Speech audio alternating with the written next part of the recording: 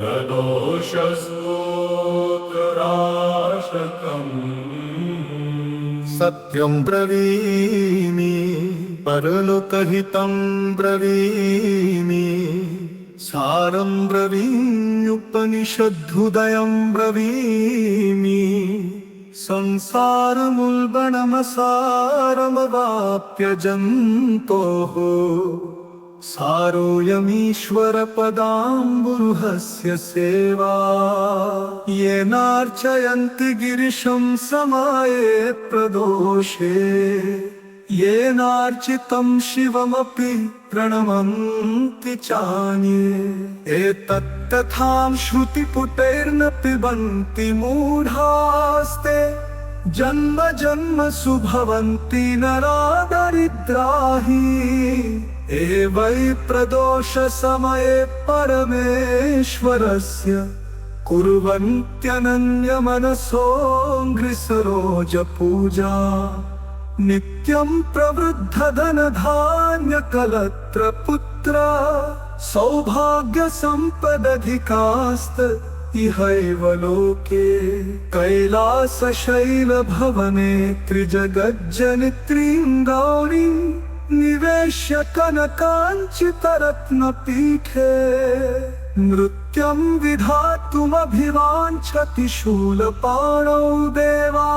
प्रदोषसमयेऽनुभजन्ति सर्वे वाग्देवी धृतवल्लकी शतमखो वेणुं दधत्पद्मज स्थानोन्नित्यकरो रमा भगवती गेयप्रयोगान्विता विष्णुः सान्द्रमृदङ्गवादन पटुर्देवा समन्तात् स्थिता सेवन्ते तमनुप्रदोषसमये देवं मृडानीपतिम्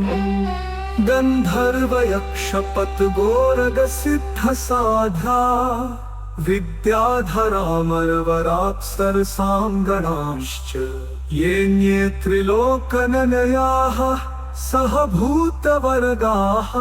प्राप्ते प्रदोषसमये हरपार्श्वसंस्था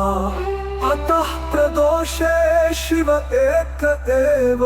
पूज्योऽथ नान्ये हरिपद्मजाद्या तस्मिन् महेशे विधिने जमाने सर्वे प्रसीदन्ति सुराधिनाथा एष ते तनयः पूर्वजन्मनि ब्राह्मणोत्तमः प्रतिग्रहैर्वयोनिन्येन यज्ञाते सुकर्मभिः अतो दारिद्र्यमापन्नः पुत्रस्ते द्विजभामिनि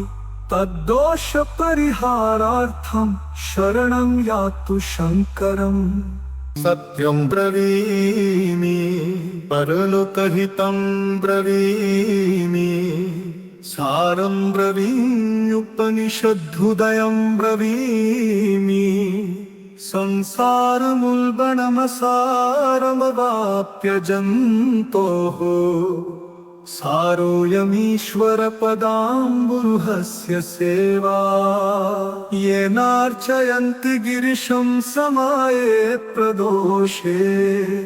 येनार्चितं शिवमपि प्रणमन्ति चान्ये एतत्तथां श्रुतिपुटैर्न पिबन्ति मूढास्ते जन्म जन्मसु भवन्ति नरा दरिद्राः एवै प्रदोषसमये परमेश्वरस्य कुर्वन्त्यनन्यमनसो घृसरोजपूजा नित्यं प्रवृद्धधनधान्यकलत्रपुत्र सौभाग्यसम्पदधिकास्त इहैव लोके कैलासशैलभवने त्रिजगज्जनित्रीं गौरीं निवेश्य कनकाञ्चितरत्नपीठे नृत्यं विधातुमभिवाञ्छति शूलपाणौ देवा प्रदोषसमयेऽनुभजन्ति सर्वे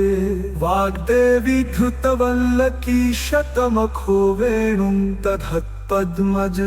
स्थानोन्नित्यकरो रमा भगवती गेयप्रयोगान्विता विष्णुसान्द्रमृदङ्गवादन पटुर्देवा समन्तात् स्थिता सेवन्ते तमनुप्रदोषसमये देवं मृडानीपतिम् गन्धर्वयक्षपतगोरगसिद्धसाध्या विद्याधरामरवराप्सरसाङ्गणांश्च येऽन्ये त्रिलोकनलयाः सहभूतवर्गाः प्राप्ते प्रदोषसमये हरपार्श्वसंस्था अतः प्रदोषे शिव एक एव पूज्योऽथ नान्ये हरिपद्मजाद्या तस्मिन् महेशे विधिने जमाने सर्वे प्रसीदन्ति सुराधिनाथा एष ते तनयः पूर्वजन्मनि ब्राह्मणोत्तमः प्रतिग्रहैर्वयोनिन्येन यज्ञाते सुकर्मभिः अतो दारिद्र्यमापन्नः पुत्रस्ते द्विजभामिनि तद्दोषपरिहारार्थं शरणं यातु शङ्करम् सत्यं ब्रवीमि परलोकहितं ब्रवीमि सारं ब्रवीम्युपनिषद्धुदयं ब्रवीमि संसारमुल्बणमसारमवाप्य जन्तोः सारोऽयमीश्वरपदाम्बुरुहस्य सेवा येनार्चयन्ति गिरिशं समाये प्रदोषे येनार्चितं शिवमपि प्रणमन्ति चान्ये एतत्तथां श्रुतिपुटैर्न पिबन्ति मूढास्ते जन्म जन्मसु भवन्ति नरा दरिद्राहि एवै प्रदोषसमये परमेश्वरस्य कुर्वन्त्यनन्यमनसो घृसरोजपूजा नित्यं प्रवृद्धधनधान्यकलत्रपुत्र सौभाग्यसम्पदधिकास्त इहैव लोके कैलासशैलभवने त्रिजगज्जनित्रीं गौरीं निवेश्य कनकाञ्चितरत्नपीठे नृत्यं विधातुमभिवाञ्छति शूलपाणौ देवा प्रदोषसमयेनु भजन्ति सर्वे वाग्देवी धृतवल्लकी शतमखो वेणुं दधत्पद्मज स्थानोन्नित्यकरो रमा भगवती गेयप्रयोगान्विता विष्णुसान्द्रमृदङ्गवादन पटुर्देवा समन्तात् स्थिता सेवन्ते तमनुप्रदोषसमये देवं मृडानीपतिम्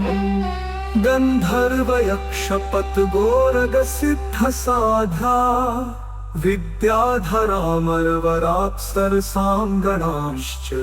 येऽन्ये त्रिलोकनलयाः सहभूतवर्गाः प्राप्ते प्रदोषसमये हरपार्श्वसंस्था अतः प्रदोषे शिव एक एव पूज्योऽथ नान्ये हरिपद्मजाद्या तस्मिन् महेशे विधिने जमाने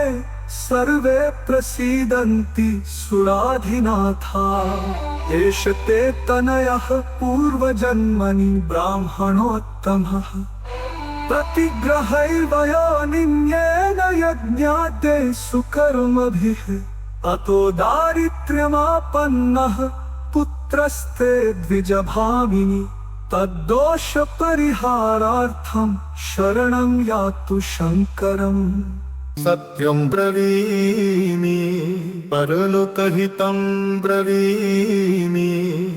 सारं ब्रवीम्युपनिषद्धुदयं ब्रवीमि संसारमुल्बणमसारमवाप्य जन्तोः सारोऽयमीश्वरपदाम्बुरुहस्य सेवा येनार्चयन्ति गिरिशं समाये प्रदोषे येनार्चितं शिवमपि प्रणमन्ति चान्ये एतत्तथां श्रुतिपुटैर्न पिबन्ति मूढास्ते जन्म जन्मसु भवन्ति नरा दरिद्राहि एवै प्रदोषसमये परमेश्वरस्य कुर्वन्त्यनन्यमनसो घृसरोजपूजा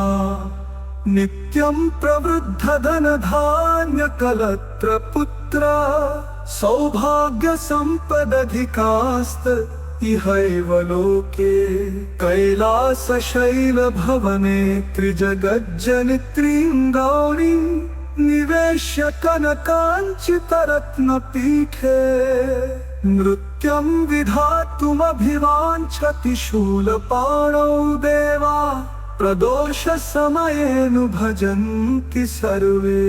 वाग्देवी धृतवल्लकी शतमखो वेणुं दधत्पद्मज स्थानोन्नित्यकरो रमा भगवती गेयप्रयोगान्विता विष्णुः सान्द्रमृदङ्गवादन पटुर्देवा समन्तात् स्थिता सेवन्ते तमनुप्रदोषसमये देवं मृडानीपतिम् गन्धर्वयक्षपतगोरगसिद्धसाध्या विद्याधरामरवराप्सरसाङ्गणाश्च येऽन्ये त्रिलोकननयाः सहभूतवर्गाः प्राप्ते प्रदोषसमये हरपार्श्वसंस्था अतः प्रदोषे शिव एक एव पूज्योऽथ नान्ये हरिपद्मजाद्या तस्मिन् महेशे विधिने जमाने सर्वे प्रसीदन्ति सुराधिनाथा एष ते तनयः पूर्वजन्मनि ब्राह्मणोत्तमः प्रतिग्रहैर्वयोनिन्येन यज्ञाते सुकर्मभिः अतो दारिद्र्यमापन्नः पुत्रस्ते द्विजभामिनि तद्दोषपरिहारार्थं शरणं यातु शङ्करम् सत्यं ब्रवीमि परलोकहितं ब्रवीमि सारं ब्रवीम्युपनिषद्धुदयं ब्रवीमि संसारमुल्बणमसारमवाप्य जन्तोः सारोऽयमीश्वरपदाम्बुरुहस्य सेवा येनार्चयन्ति गिरिशं समाये प्रदोषे येनार्चितं शिवमपि प्रणमन्ति चान्ये एतत्तथां श्रुतिपुटैर्न पिबन्ति मूढास्ते जन्म जन्मसु भवन्ति नरा दरिद्राहि एवै प्रदोषसमये परमेश्वरस्य कुर्वन्त्यनन्यमनसो घृसरोजपूजा नित्यं प्रवृद्धधनधान्यकलत्रपुत्र सौभाग्यसम्पदधिकास्त इहैव लोके कैलासशैलभवने त्रिजगज्जनित्रीं गौरीं निवेश्य कनकाञ्चितरत्नपीठे नृत्यं विधातुमभिवाञ्छति शूलपाणौ देवा प्रदोषसमयेनु भजन्ति सर्वे वाग्देवी धृतवल्लकी शतमखो वेणुं दधत्पद्मज स्थानोन्नित्यकरो रमा भगवती गेयप्रयोगान्विता विष्णुः सान्द्रमृदङ्गवादन पटुर्देवा समन्तात् स्थिता सेवन्ते तमनुप्रदोषसमये देवं मृडानीपतिम् गन्धर्वयक्षपतगोरगसिद्धसाध्या विद्याधरामरवराप्सरसाङ्गणाश्च येऽन्ये त्रिलोकननयाः सहभूतवर्गाः प्राप्ते प्रदोष समये हर पार्श्व संस्था अतः प्रदोषे शिव एक एव पूज्योऽथ नान्ये हरिपद्मजाद्या तस्मिन् महेशे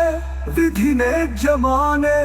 सर्वे प्रसीदन्ति सुराधिनाथा एष ते तनयः पूर्वजन्मनि ब्राह्मणोत्तमः प्रतिग्रहैर्वयोनिन्येन यज्ञाते सुकर्मभिः अतो दारिद्र्यमापन्नः पुत्रस्ते द्विजभामिनि तद्दोष परिहारार्थं शरणं यातु शङ्करम् इति श्री स्कंद पुराणे ब्रह्मखंडे तृतीये ब्रह्मोत्तर खंडे षष्ठोऽध्याये शाण्डिल्य कृत प्रदोष स्तोत्राष्टकम्।